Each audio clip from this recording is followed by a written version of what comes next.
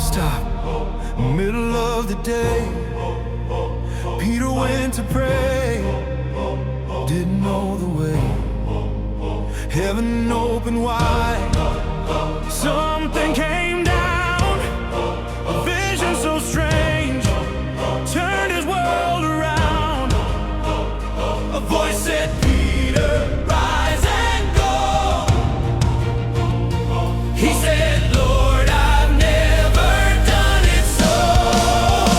It was a rooftop revelation. God was changing hearts and nations, breaking down traditions. Whoa, grace was meant for one and all. It was a rooftop revelation, heaven's love on demonstration.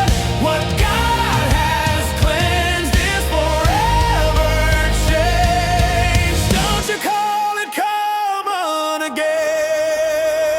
3 times a sheep.